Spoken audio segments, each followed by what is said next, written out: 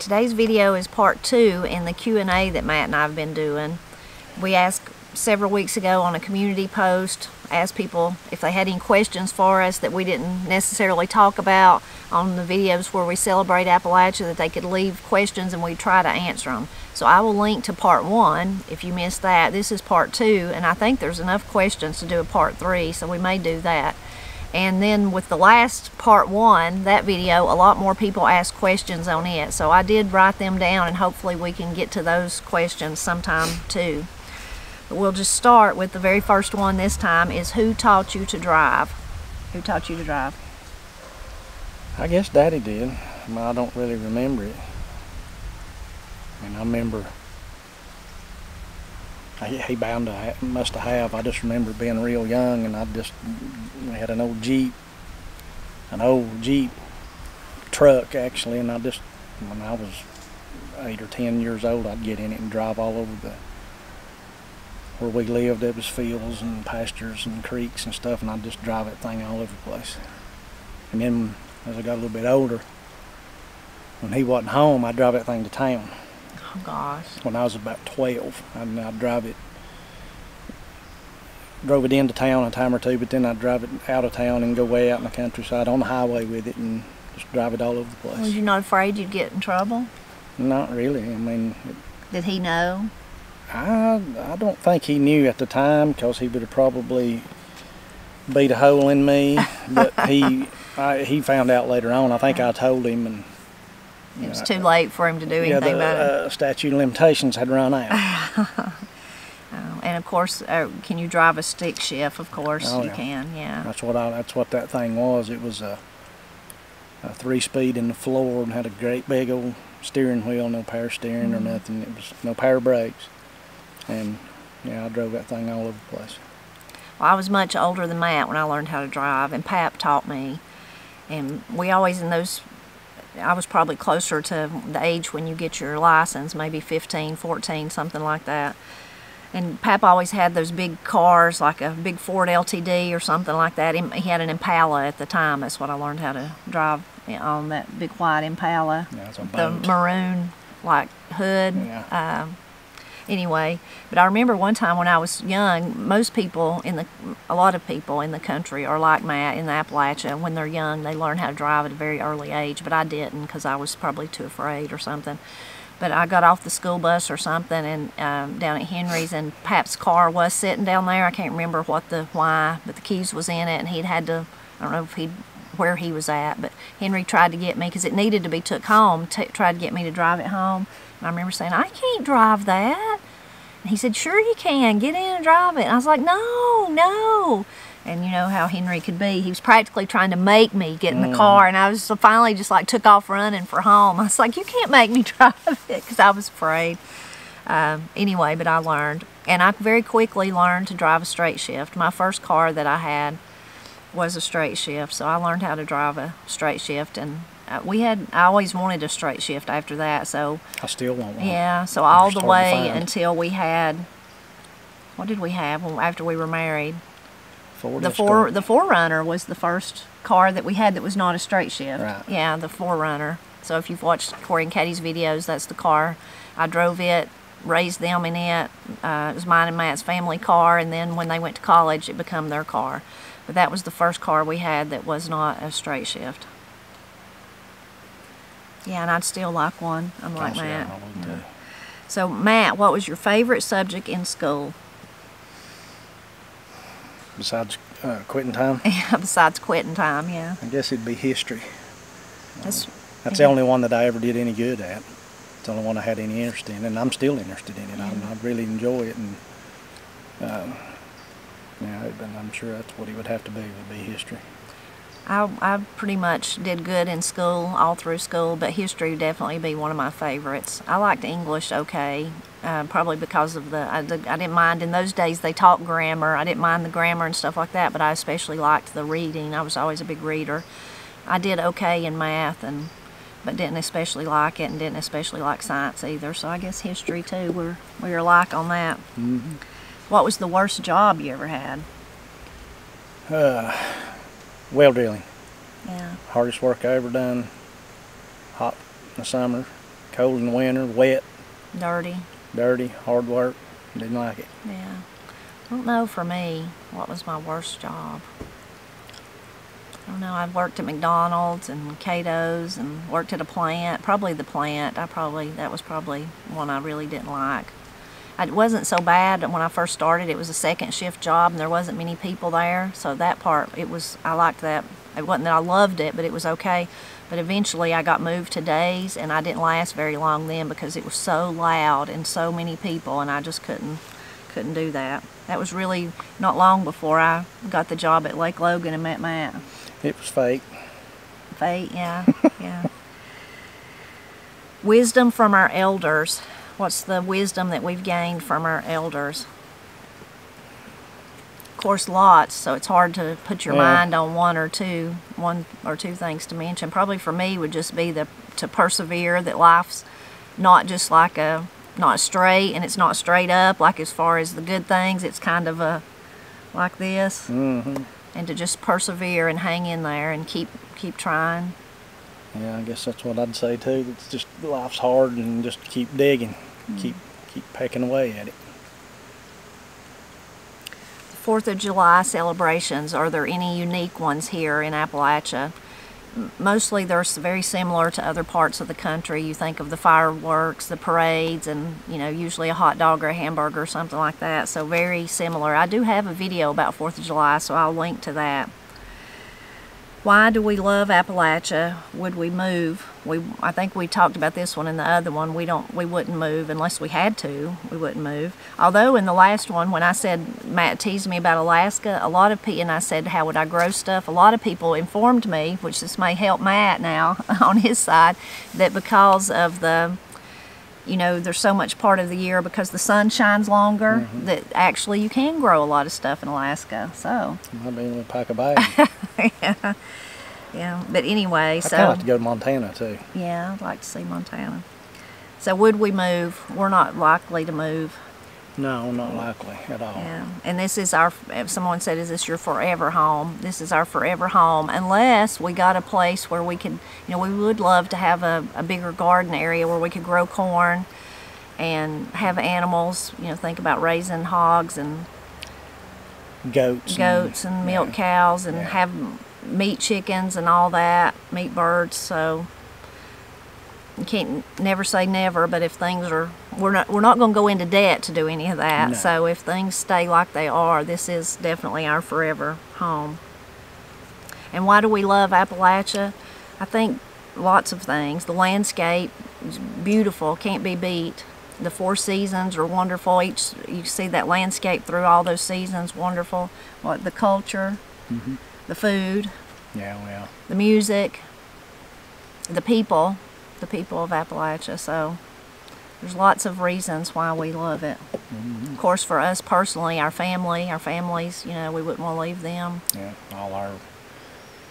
I would imagine many generations back, this is where we're from, and from a long time back. Yeah. And I don't know anybody in my family that came from anywhere else other than when they got here off the boat. They stayed, yeah. Right. So all those things, just the culture, the food, the language, all the things we celebrate on this channel, those are the reasons we love it. Did we go to college? Used to work at a college. Yeah, we worked at a college for a long time. Matt went to welding school, so he was a welder when we dated. So that's what he did in his college. Long time ago. Long time ago, yeah. And I went to college for, think about computers, computer technology, and web development, which helps me a lot with what I do today. How far have we been away from home? What's the farthest that we've been away from home? Well, you've been further than I have. Yeah. For me, it's Michigan probably, but I don't really remember it because I was little. I remember like 1 or 2 memories of it, but not much. You went to Louisiana not long ago, a few years ago. Yeah, I went to New Orleans, yeah. I guess the furthest away I've been would be Daytona, Florida. Yeah. So we're not world travelers for sure. When we were little, did anyone use scary stories to like make us mind, keep us in line? Yes. Probably the most common one would be like the boogeyman will get you if you don't be good. Boogeyman's gonna get you. I didn't have no scary stories. I was just afraid of the people telling me I better quit. You was afraid of Papa Tony. Yeah, I knew better than to he didn't have to use him. no stories. I knew what would happen if I didn't stop. Yeah, that is very common in lots of cultures. I remember my Granny Gazzy telling me her house was like on a 4-lane highway up above on a hill there, and when you went in the backyard, it kind of sloped down to that highway, so they didn't, when you were real little, nobody wanted you to go back there because I guess they were afraid you would wander down there into the road. It was a pretty good piece down through there, but still. Anyway, so she tried to tell us not to go down there, not to go around there, which only made us want to go more. But she would tell me, don't go around there, bloody bones will get you. Well, when I was little, I thought, well, what would a bunch of bloody bones do? You know, I just couldn't get it didn't scare me. And she had a washing machine back there, like a really old one that you had like, wasn't an automated one that you had to still do, I don't know if it cranked or what it was. Anyway, it was open on top and it collected water. So I loved to go back there and play in that water. And probably just because she told us not to go back there. But anyway, years later, when I was writing Blind Pig and the Acorn for my blog and researching, I found out it's actually Rawhead and Bloody Bones, and that's like one of the oldest kind of scary stories to warn children to behave. She just somehow didn't say the Rawhead or had dropped that part off, but she never explained to me what it was, so I wasn't scared. Now, if you read the whole, you can Google that and read the story. It's a scary story, but she would just say bloody bones, so that didn't bother me. What is good or better about life today than from days gone by? Gosh, I don't know. Well, probably, I mean, to me, the thing that comes to mind really quickly is like modern plumbing, like being able to take a bath every day, and indoor plumbing, you know, not having to use an outhouse. Yeah. You wouldn't want to use outhouse? No. I was thinking about building one. No. And of course, you know, you think about health benefits today and the ease, I guess, ease of life. Yeah, everything's easier. Yeah. I mean, if you didn't have any of the modern conveniences, every day would be, all your day would be spent on trying to keep yourself warm, keep yourself fed, keep yourself dry. Yeah, and water. And water. Get your water. I mean, it would be, it'd be all day, every day. Yeah. So, and then the reverse part of that, the person asked, is so what was good or better about the old days than today? In a weird way, it's the same thing we said, what Matt just said, because living like that just kept you closer to each other because you depended on each other, I think, and closer, more self-sufficient. Closer to the land. Closer to the land, right. Yeah. And our modern day lives, running here and there and all over the place, leaves no time. Right. For some of those important things that you were forced to do in those days. Mm-hmm. So it's definitely a trade-off. What me and Matt try to do is we embrace, of course, like I said, the plumbing and all that, but then we try to hold on to some of those old ways too. Oh yeah, you still practice some of the old stuff. Yeah. This was a really interesting one. What is your first memory? It's hard to pinpoint though, for me. What about for you?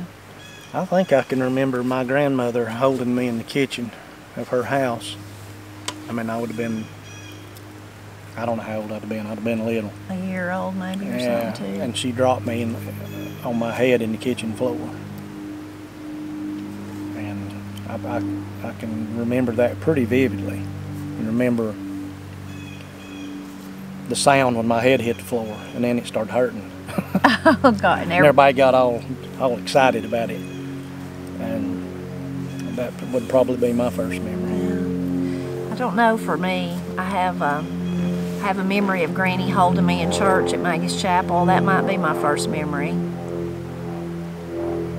I remember being with my big grandma in the garden, in her flower garden, but I would have been older, of course, by then if I was wandering around in the garden. So maybe the one with Granny holding me on the bench there at Maggie's Chapel during church, that might be my first memory. would we please show a video of Granny canning beans and Papa Tony doing his pickled beans and corn? We hope to do both of those. Have tried though for 2 years to do Papa Tony's, and it just hadn't worked out. And there was another question, well, why is Papa Tony never in the videos? Well, it's because he lives 2 hours away, so he doesn't live here where we do, and that's what the trouble of trying to orchestrate us being able to go and watch him do the pickled beans and corn. But we're hopeful that we could do that. Are there any old, like the Little White Church? Pap and his brother Ray sung a song about Little White Church. So I like that song, like that question. But there are plenty of little white churches here. Oh yeah, they're all over the place. All over the place. Living in the Bible Belt, there's churches all over the place, but many of them are the little old white ones that have been there for a long time. Right. This was a really interesting question because I love music, and Matt does too. And so this was someone that knew that we liked Tony Rice. So if you don't know who Tony Rice is, you'll have to go down that rabbit hole and find out more about him, listen to some of his wonderful music. He's passed away now, but what was our favorite Tony Rice song? That's hard to choose because I like so many of them. You got a favorite one? I like the old home place awful well. That's a good one. And I like the 9-pound hammer awful well. Big Spike Hammer too. Yeah. That's a good one. Right. Freeborn Man. Oh yeah, that's a good one. That's a good one. Why You Been Gone So Long. I like that one. Right. Blue Railroad Train. I mean, there's just so many. I especially though like the ones that him and Ricky Skaggs had an album together, and their harmony is just some of the prettiest that I've ever heard. I mean, the music's beautiful too because they're both such talented musicians, but their harmony's just, oh my goodness, beautiful. But my favorite song on that album is Memories of Mom and Dad. Such a tearjerker. I mean, a tearjerker. I don't think I've ever heard it until I cry, that I haven't cried, or at least get teary-eyed, but it's probably because I have such great love for my mom and daddy. I guess that's why.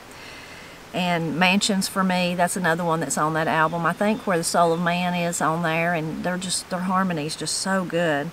But one of my favorite Tony Rice songs though is, and it's weird, I thought about not even saying this because it is a really hard song to listen to, but it's about the Galveston flood. It's a spooky song. I mean, it's scary thinking about what the people that was in that flood went through. I mean, it's just hard in one way to listen to it.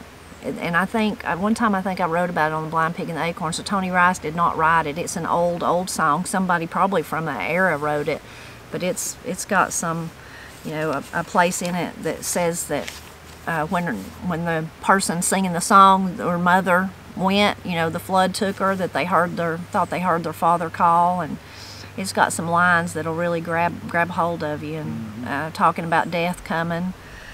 Yeah, it's a tough song, but that's one I like. Tony Rice was so talented though. Gosh, yeah. And I really loved his voice, unique voice, but I really loved it. So if we could only plant one thing in the garden, what would it be? What would yours be? Well, I know Matt with his, he's right in the middle of tomato sandwich season. He's wanting to say tomatoes. Probably green beans, I guess, just simply because you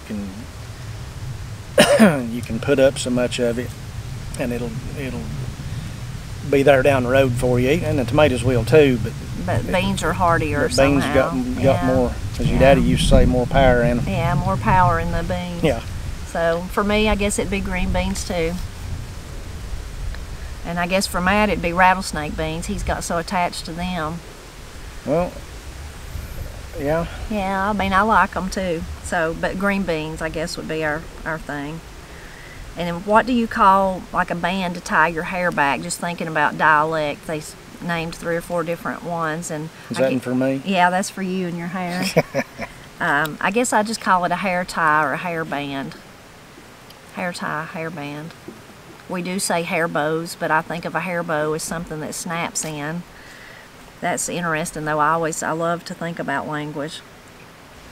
This one's kind of like the one before about the elders, but it's what's your greatest life lesson from your parents? What was your greatest life lesson from your parents? It's kind of the same thing. If things are hard, don't give up, just keep going. Yeah. Because it's, for everybody at some point, it's going to get hard.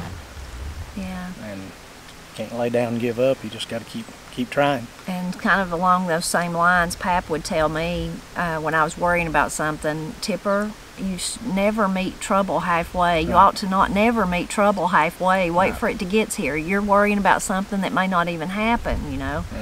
Yeah. And for me, Pap definitely teaching me to be grateful, to look around me and see there was always somebody worse off than I was, and I ought to be grateful for the small things. And of course teaching me about his faith, you know, passing that on to me.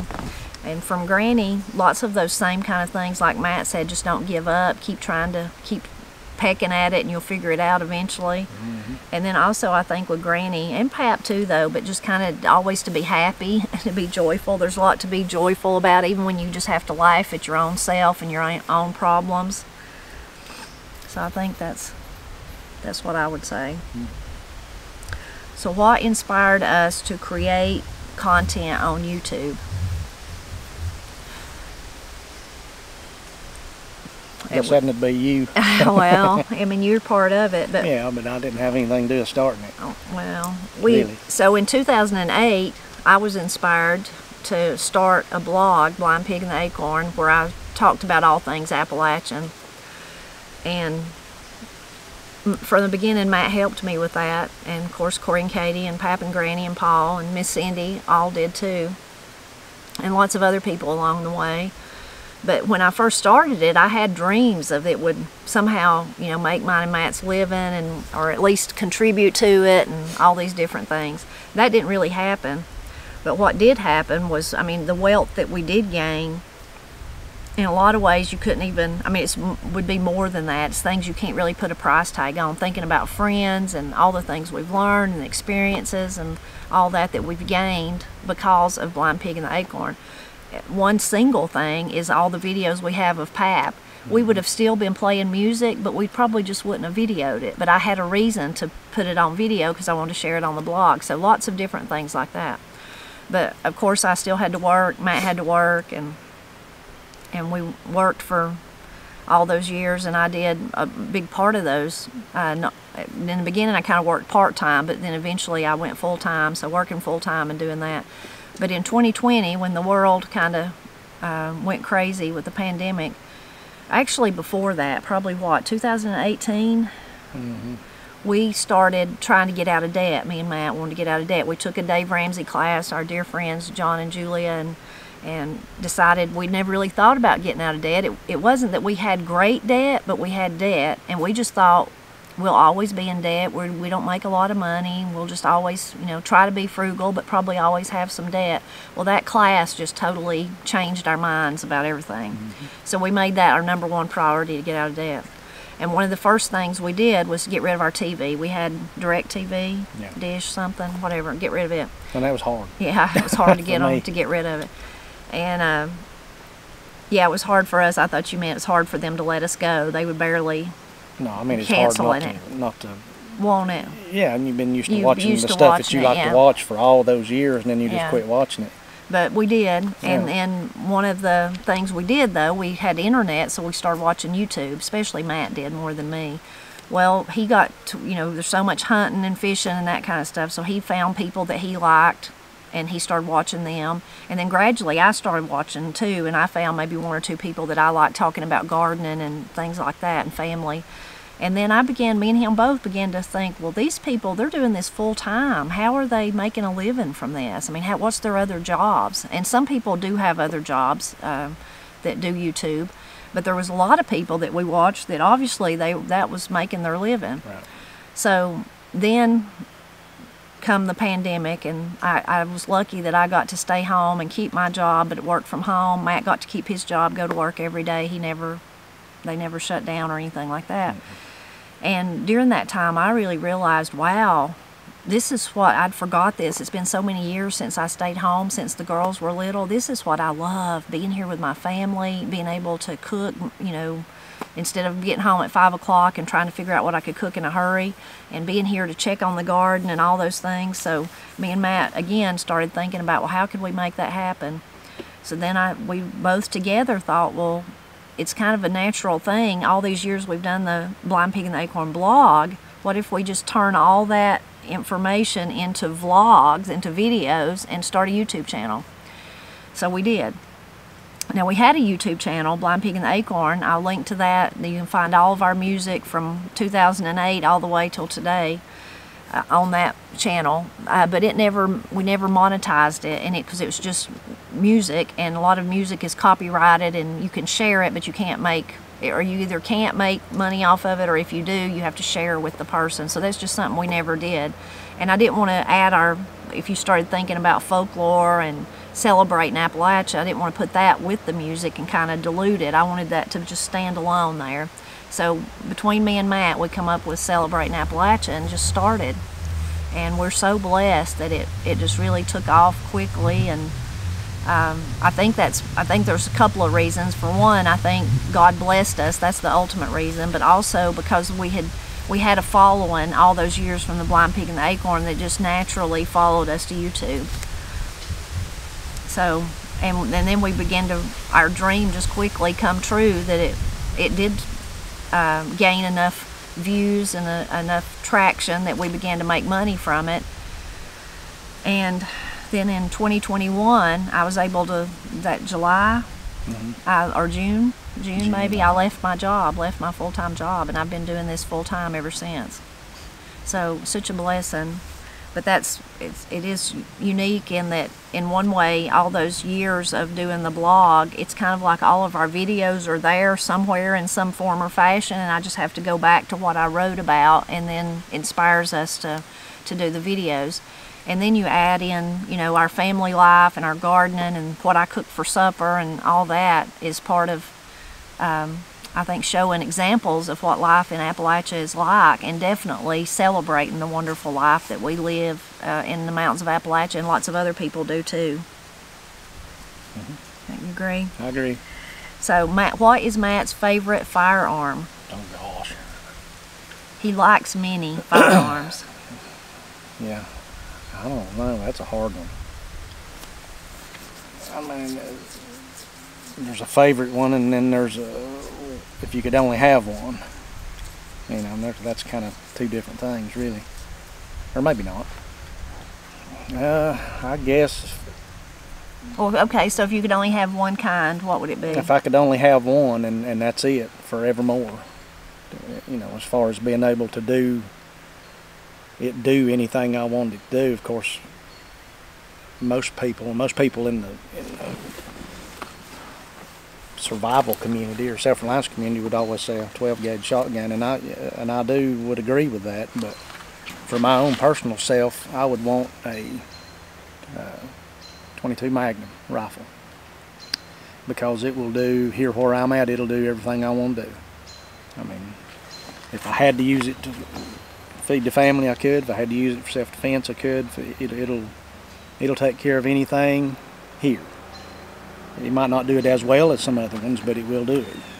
But it'll also do the small stuff too, and it's inexpensive to shoot, and I just like them. And I've had one I got one when I was probably 11 or 12 years old, and I've still got it, the same gun, and I'm quite attached to it, and I really, really like it. So I guess that's what it would be. Yeah. I've got many others. Yeah. But that would be the last one probably that I'd ever give up. This kind of goes right along with that. Do you bow hunt? Are you a bow hunter? Oh, yes. And have you ever harvested anything with a bow? Yes, I have. I mean, not a great deal, but I sure do enjoy it, and I spend probably 10 months a year shooting a bow. I shoot one way more than I hunt with one, just simply because of time. But that's kind of part of what I do, just for relaxation. When we don't have anything else, any work going on, I've got targets and stuff in the woods and around the house, and that's how I kind of unwind, is shooting a bow. And in fact, I've shot one today several times. Mm-hmm. And yesterday, and I usually shoot pretty much every single day. When hunting season actually starts, and on into the rifle season, I won't shoot a bow as much, but I still do shoot, so, and I enjoy it. If you could only visit one state, what would it be and why? I don't know. I'd kind of like to see Montana. I mean, from what I've seen of it on TV and heard about it, it's a very, very pretty place. Yeah, for me it'd probably be Montana. The views like that, and then my friend Tracy lives there, so I'd have a good excuse to go. Yeah. Are we, either one of us, did we descend or have any genealogical connections to the Cherokee Indians since we live here? I've heard that if you're a family that have been in Western North Carolina for several generations, you do. So my family's been here for over 10 generations, but I don't know any direct connections myself. I don't know. What about you? I don't know of any, but I think there are some, just simply from looking at old family pictures and stuff from 3 or 4 generations back. Some of my relatives, they look like they have Indian ancestry in them, and I just assume that I do. I mean, I've never followed it up. Yeah. Did we ever want more children? Yes. Matt did. And it wasn't that I didn't want more children, it just somehow never happened, never worked out. Yeah, I'd like to have more. Yeah. So which was the disciplinarian thinking about children? That would be you, because you're the meanie. Yeah, I'm the meanie. I was mostly the disciplinarian, but then sometimes you have to call in Dad. Right. Yeah. Yeah. Well, you were with them most of the time. Yeah, Matt worked and I stayed home, so. But when they got particularly rambunctious and wouldn't mind and get way out of reason, then it was time for a talk with Matt. Yeah, you'd have to call in the big guns. Yeah. And of course all kids are different, and you have to find out how to, and we're not going to advise nobody about how to do their kids. You've got to figure that out for yourself. Right. But just for us, I will tell about Corey. Sometimes she would go and she'd go off some kind of cliff or something, and everything I tried just make her worse, so that's when I'd have to turn Matt over to her. And most of the time, I think looking back, she's probably just overstimulated, but he had like this calm voice and she had, by that point, they had bunk beds, and she had the top bunk, and Matt'd stand back there on the ladder and talk to her and calm her down and get her back where she should be. And yeah. That's comical in itself, me being the one to calm somebody down, because that's not usually the way it is. But it is. It worked. And Corey had some similar things with Matt then too. She had growing pains in her legs, and she'd cry a lot with that, and I'd never experienced that, so it wasn't that I didn't care, I just couldn't understand. But Matt had experienced the same thing. Yeah. So he knew what to do, what his daddy had done for him, which was to rub her legs. Yeah, she used to stand on the ladder in the middle of the night and rub her legs. Rub her legs till they quit. Till she went to sleep. Yeah. So for Matt, what's something you think every boy should know? You probably got a long list, but yeah, I would think the joy of being outdoors and in the woods and playing in the creeks, and a lot of people don't get to do that geographically because of where they live, and they've missed out. And every boy should get to know what that's like. I think it gives boys and girls, not just boys, but a confidence to be out and about like that. And we understand if you live in the middle of the city, I sure wouldn't turn my kids loose. No. So you can't do that. But it exposes you to all kinds of things.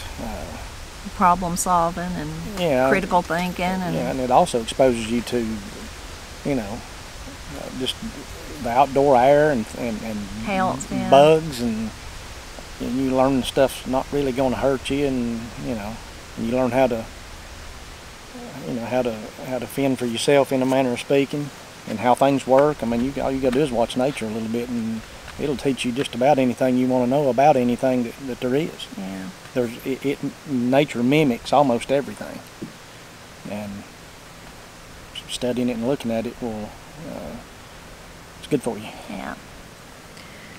Tipper, do you have a hobby other than gardening? So, I don't even think of gardening really as a hobby. I think of it more as feeding my family.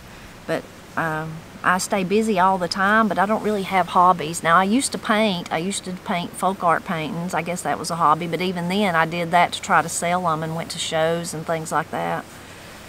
So I really enjoy my life, though. I don't mean it to sound like that. I enjoy growing the garden, making a garden, as we would say. I enjoy making a home for my family, enjoy cooking and cleaning and taking care of my family. I enjoy all those things, like thinking about washing clothes or washing dishes or something, because I feel like I'm doing something constructive for the people I love most, I guess. That's why it gives me a rewarded feeling. I love to read. I guess that would be my hobby, is reading. I love to read. I've always been a big reader since I was probably in third, fourth grade, something like that. I love to read, so I just read one book after another. So I guess that's my main hobby. And then the last question for today is, do we have a time frame of when Matt could quit his job? So we've got some leaves falling on us. Quit his job and come home and help me do YouTube full time. That's another thing we noticed back when we first started watching people, that we figured out quickly that's what they're doing for a living. Most of the time it was the whole family, that was doing it. Or either they were dreaming about the day when maybe the husband was doing it and the wife could quit her job and come home or whatever. Mm-hmm. So from the beginning we teased about, we called it, all of us together, including Corey and Katie, teased and called it the Pressley Empire, if we could do that, where we could all, not that we could be filthy rich or anything like that, but just so that we could be well off enough that we could all unite together in one interest and one support system that would support us all, because we just love to be together. We're just a really tight, close family, and wouldn't that be amazing? Wouldn't that be wonderful? Yep. So we're hopeful that we're there almost for Matt to do that. So we've got just a few more things that need to fall into place, but we're hopeful that that's going to happen pretty quick, and we'll be sure to share it with you when it does happen, because if it wasn't for all of you watching us, I couldn't have left my job to do what I love, celebrate Appalachia full time. I mean, it's just really, you've really blessed us. God's blessed us, and He's used you to bless us too. Right. It's just been amazing. And I don't know if I shared this in the other video where we kind of talked about YouTube, but I will now. In the very beginning, when we first started making money, there was part of me that almost felt guilty. Like, how did I do that? How did I make money? And if you're somebody that's new to YouTube and you're like, well, how do you make money? It's because of those ads that are on your on videos that you watch. So once you reach these parameters that YouTube tells you have to meet, then after that, they share that ad revenue with you that they're getting paid. So that's how you actually make money. But anyway, I felt a little bit guilty. But then after a few days or whatever, I reminded myself, but you didn't just start this. By that time, it would have been like the previous July. I started the first video, I think was in July. You started it way back in 2008. Right. You started it way back then, on this journey, hoping that you could somehow support your family doing the things that you love. And during that time, we raised kids. Corey and Katie were in middle school maybe? So we had all those high school years and all that drama. They went to we had to put them through college. Matt worked full time. I worked full time. We grew a garden. We played music, as Paul would say, all over the tri-state area. So we had all kinds of, besides, when Pap was sick, I helped with him and just all the things of life. And I did the Blind Pig and Acorn full time. So that was like, I really had 2 full-time jobs. Right. So then I felt better. I was like, well, no, I've been working for a long, long time to get to where I'm at, with God's help and His blessings. So. You did well. Well, I couldn't have done it without you and without you know, Corey and Katie and Paul and Pap and Granny and Miss Cindy, everybody that helped me, and lots of other people too. All the people that read The Blind Pig and the Acorn, it's the same thing.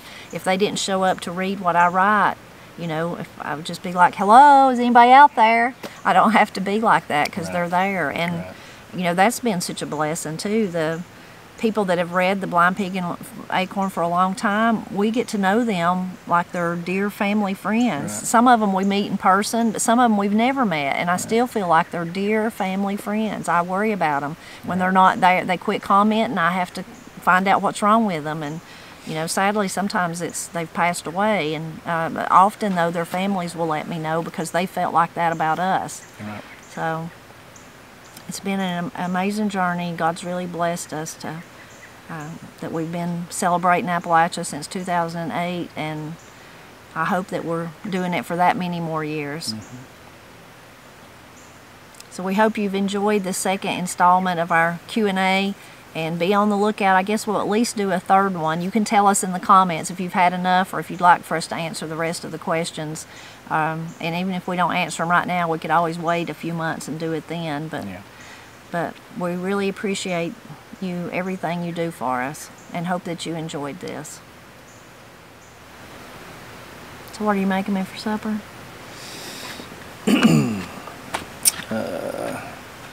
Grilled deer tenderloin, fresh dug taters, garlic bread, and maybe some fresh green beans.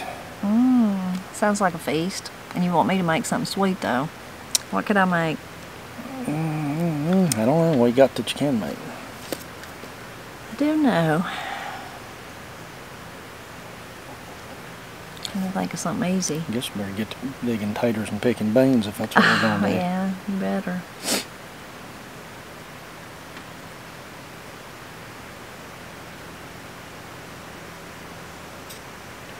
It should be a fine meal. Sounds like a feast. What you cooked for dinner wasn't bad. That was a pleasant surprise. Yeah, Katie kept talking about she'd like to have some of that, and I thought, well, let's get up and make it. Wish I had I don't think I do, a pie shell to make a cheesecake.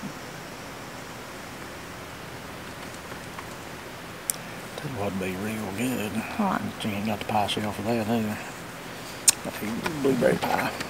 My gosh, them things are good. Like the one I did the other day? Yeah. Things are good. I've got the pie shell. I can make a pie shell for that. I just don't have the blueberries probably, unless I go pick them. I don't know if we've got enough to make it. Yeah, we may not.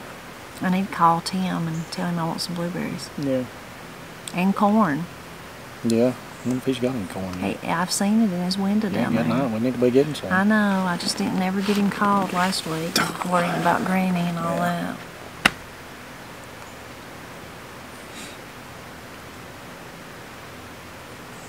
Haven't had any fresh corn yet this year. It's already middle of July. I know. It was something Miss Cindy did for us. She always got corn and brought it. Yeah. I need to get some put it up. Yeah. I could tell him. I mean, when I tell him, ask him, well, I mean, depending on what he's got. I don't know, whatever you say.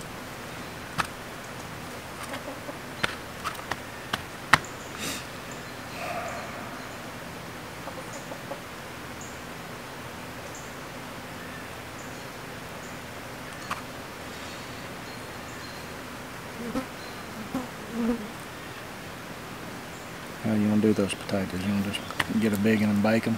Sure, that's fine with me. The biggest one I can get fine, just get 3 of them. That's fine. Is there any sweet potatoes in there? Inside? Yeah. No, that's what we eat today, me and her. Oh. There's 2 or 3 in there left. Oh, do you want one of those? No, I was just going to say if that'd be easier, you could just do that. There's a big one in there, and I baked it and cut it in half, and we halved it. Okay. But it won't take but a minute to dig these. Yeah. I'm just going to get 3 of them. Okay. Get her and pick a few beans. It's It's not nice this time of year when you can do that. Oh, it's so nice then to be able to go outside and Before you know it, it'll be gone, and you'll be back to the old same old, same old. 3 or 4 month old potatoes that got shipped from who knows where. I know. At least we have all our stuff we put up, though. It's good. It's true. We do have that, and we need to get cranked up putting some more up. I know. All right, let's go.